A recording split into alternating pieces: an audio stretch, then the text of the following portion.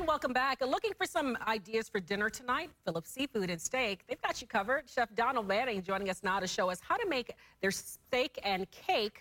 I love that name, and the best way to make grill marks from your kitchen. Good morning to you.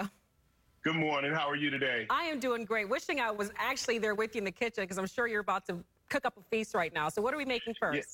It's almost unfair. Well, we already made a crab cake. If you look down here, some of the things we did, simple recipe. We call it the most people like every meal we serve recipe. It's mustard, parsley, lemon, egg, mayonnaise, Worcestershire, and seafood seasoning.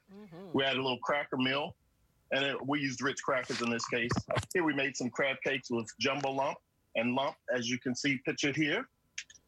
Now, we kept a little bit of that lump on the side because we're going to do a little something with the steak.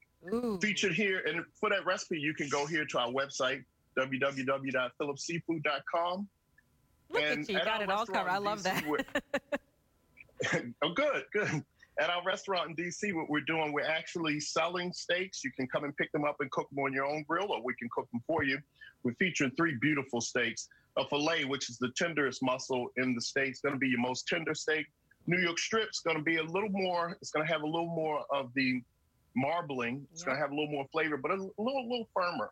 My favorite is the ribeye, which is very heavy in the marbling. And the ribeye we're featuring there is a USDA prime, which means it's the top cuts of meat.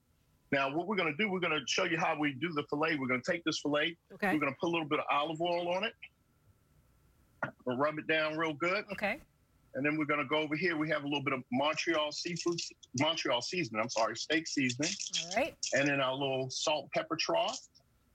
So, Chef, one quick question. I know one thing I've always heard is you got to make sure that that meat is pretty dry, that it's not wet when you put that seasoning on it so that you can get that crust, right? Now, I just put the oil actually so it would adhere. Okay. Over here, I have a hot skillet going, and basically it has the ribs in it just like you would have when you're grilled. Okay. We're going to put that down right there. And what's going to happen, you're going to come out with a look like this.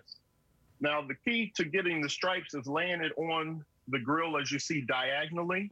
And once we've let those marks burn in, we're going to turn it, and it's almost like you're making an X. And you'll get grill marks like this on your steak, which is really, really beautiful. It's really more about the aesthetics. It doesn't change the flavor any, but we eat with our eyes, and we believe in making food look good as well as taste good. I'm going to say your seasoning hands probably also make it taste better, because I don't care what you guys say. Every time I do it myself, and when I eat at your restaurant, mine doesn't quite taste the same. And I'm following your steps word for word.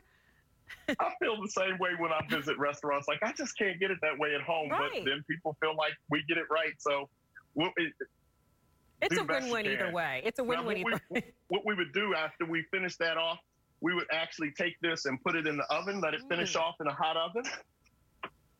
Basically, you get your oven as hot as you can. You can put your grill marks on it, and you let it stay in the oven according to the temperature you want.